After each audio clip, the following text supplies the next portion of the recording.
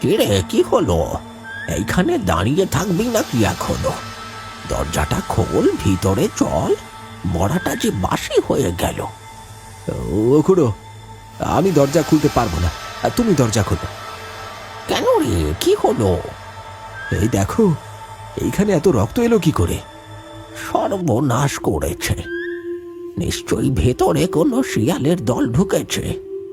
ইস, কি সর্বনাশটাই না হলো! তাড়াতাড়ি দরজা খোল। সবাই ভাবল মরাটা সারা রাত পড়েছিল, আর সেই সুযোগে শেয়ালের দল ঘরে প্রবেশ করেছে, আর হয়তো শরীরটা ছিঁড়ে খেয়েছে।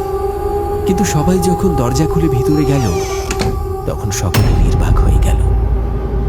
চৌদাল ফাঁকা, ঘরের দরজাটা এখনো বাইরে থেকে বন্ধ, কিন্তু ডোমের দেহ নেই।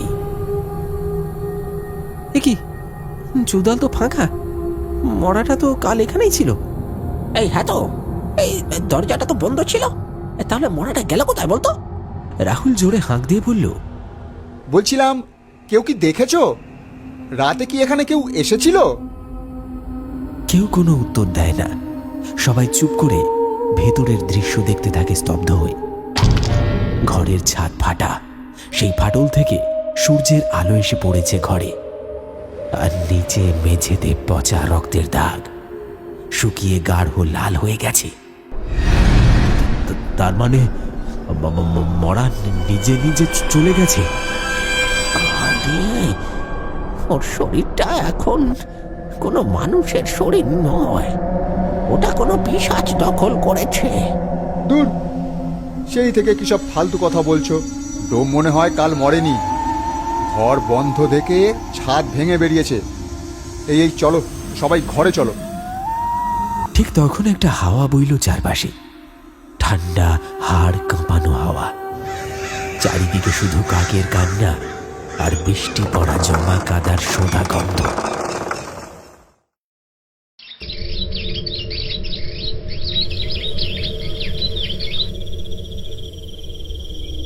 সুমন, রাহুল, বিজন আর তপু বসে আছে চুপচাপ। চা এসে গেছে, কিন্তু কেউ খায় না। কারোর চোখে ঘুম নেই, কথা নেই, শুধু একটা চাপা দুঃস্বপ্ন যেন ঘিরে রেখেছে সবাইকে।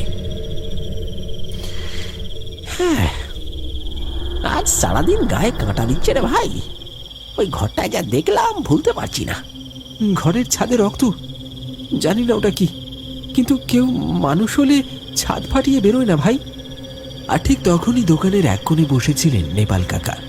তিনি বলে উঠলেন, আজ সকালে আমাকে পাড়ার সাইডটা কুকুর ময়রা পয়রা ছিল।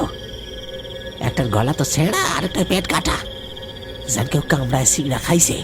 গত 3 দিনে 3টে ছাগল, 2টো গরু আর মুরগি গায়েব। লোকেরা বলে কেউ চুরি করে নিয়ে যাচ্ছে, কিন্তু চোর কি মেরে ছিঁড়ে খায়? ও ফিরে এসেছে। কেউ দেখেনি, কিন্তু আমি দেখেছি। ও সব সময় আশেপাশেই আছে। ভাই, তুই একটু চুপ কর। দেখ, আশেপাশে যা কিছু হচ্ছে তাতে আমাদের আরো সতর্ক থাকতে হবে। সবাই শোনো, আজ রাতের মধ্যে ব্যবস্থা নিতে হবে। কাল সকাল হতে দিলে চলবে না। ওটা এখনো এখানেই আছে, কিন্তু কাল পর্যন্ত অপেক্ষা করতে গেলে অনেক দেরি হয়ে যাবে। ওটা ভূত হোক কিংবা চোর হোক, আজ নজর রাখতে হবে।